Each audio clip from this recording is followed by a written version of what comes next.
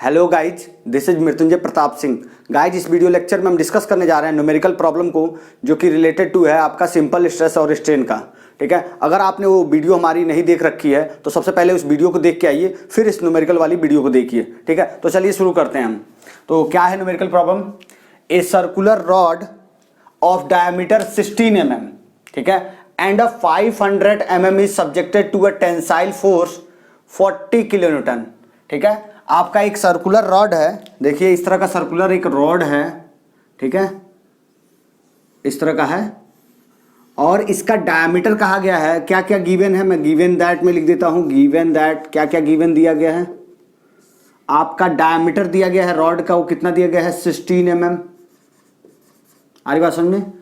इसका जो 500 जो है लेंथ है, L इक्वस टू 500 mm जो है लेंथ है, subjected to a tensile force. Tensile force क्या है, इस पे टेंसाइल फोर्स हम लगा देते हैं। तो टेंसाइल फोर्स जो है, टेंसाइल फोर्स मान लेते हैं P है। तो ये टेंसाइल फोर्स कितना दिया गया है आपका, P equals to 40 kilo newton. ठीक है, उसके बाद से कह रहा है कि यहां पे आपको दिख नहीं रहा होगा, तो ये लिखा हुआ है the modulus of elasticity for steel में be taken as 200 kilo newton per m square. तो मॉडुलस ऑफ इलास्टिसिटी को हम किससे दिखाते हैं, कैपिटल ई से दिखाते हैं। ठीक है, इसको दिया गया है 200 kilo newton per m square. आ रही बात समझ में? कह रहा है फाइंड द स्ट्रेस। आपको क्या फाइंड करना, देखिए सिग्मा इक्वल टू पूछा गया है क्या भाई, स्ट्रेस को हम सिग्मा से दिखाते हैं। स्ट्रेन पूछा गया है, हम उसको स्मॉल ई से दिखाते हैं। स्ट्रेन को किससे दिखाते हैं, स्मॉल ई से। Elongation of bar, elongation of बार को हम किससे दिखाते हैं, डेल्टा एल से। हमें ये सारी चीजें पूछी गई हैं। आ रही बात समझ में? तो चलिए सबसे पहले हम काम करते हैं कि इसका क्रॉस सेक्शनल एरिया निकाल लेते हैं। भाई डायमीटर डी दिया गया है, तो ए क्रॉस सेक्शन एरिया क्या होगा, एरिया मैं ए की बात करता हूं, वो हो जाएगा आपका π/4 डी स्क्वायर। आ रही बात समझ में? तो π/4 और डी स्क्वायर की वैल्यू कितनी है 16, इसका स्क्वायर। तो इसको हम सॉल्व करेंगे तो देखिए क्या आ जाएगा आपका, π/4 डी स्क्वायर मतलब 16 का स्क्वायर, तो ये आ जाएगा 201.06। तो हमारा एरिया की वैल्यू आ जाएगी a equals to 201.06 mm square. आ रही बात समझ में? क्योंकि भाई ये जो है पूरा mm में दिया गया है ना सब कुछ। 16 mm किस में है, 16 जो है mm में है, तो इसलिए जो है ये आ जाएगा एरिया आपका 201.06 mm स्क्वायर। अब देखिए हमें सबसे पहले स्ट्रेस फाइंड करना है। तो स्ट्रेस का हम फार्मूला जानते हैं। स्ट्रेस क्या होता है हमारा, stress equals to sigma equals to भाई लोड अपान एरिया। ठीक है, लोड अपान एरिया। तो लोड आपका कितना दिया गया है, देखिए 40 किलो न्यूटन है, तो मैं 40 को न्यूटन में चेंज कर लेता हूं। आ रही बात समझ में? तो ये क्या करना पड़ेगा, मुझे 10³ से मल्टीप्लाई करना पड़ेगा, तभी तो आपका न्यूटन में हो जाएगा। 40 इंटू 10², तो ये न्यूटन में हो गया। नीचे हमारा एरिया mm में है, तो 201.06। ठीक है, नीचे mm स्क्वायर रहेगा।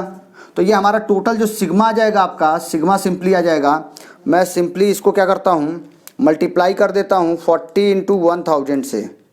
ठीक है, तो ये हमारा आ जाएगा 198.94 न्यूटन पर mm स्क्वायर।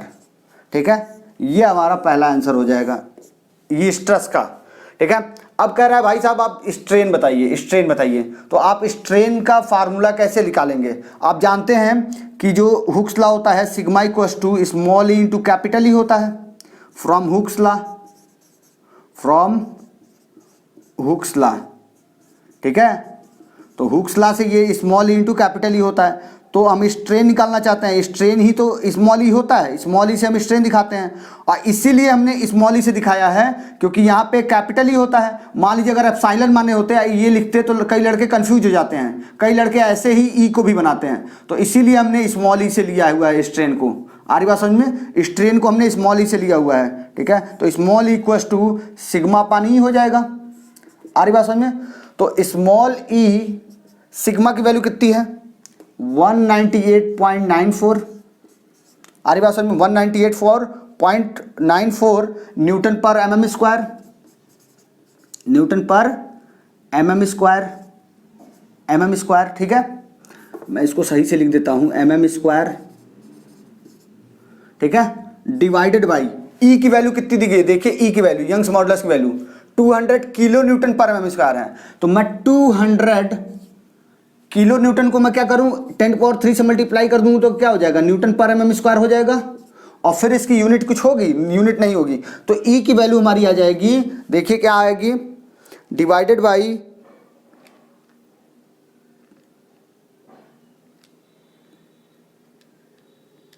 20 × 10⁻³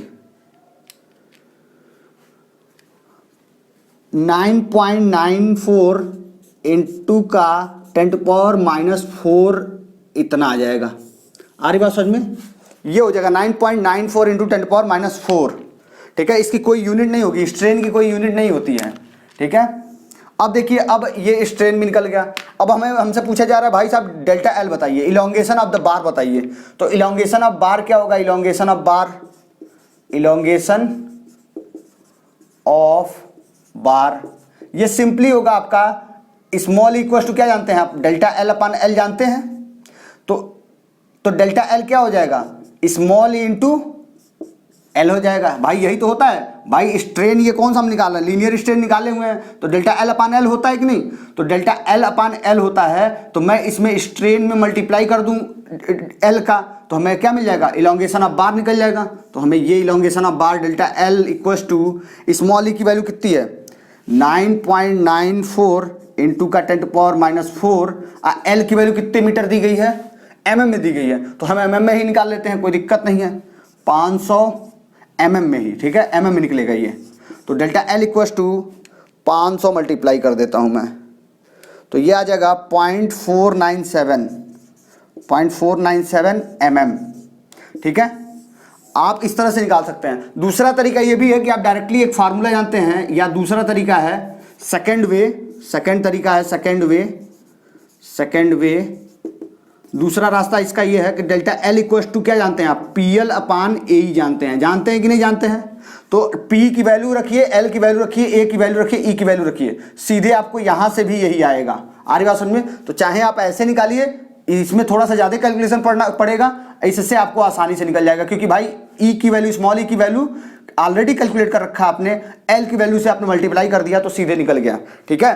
तो ये रहा बहुत सिंपल सा न्यूमेरिकल, ठीक है, बहुत ही सिंपल था, और ये थोड़ा सा जो है चीजों को क्लियर कर रहा है, जो फार्मूले आपने पढ़ रखे हैं उसका एक बार रिपीट हो रहा है, रिवीजन हो रहा है।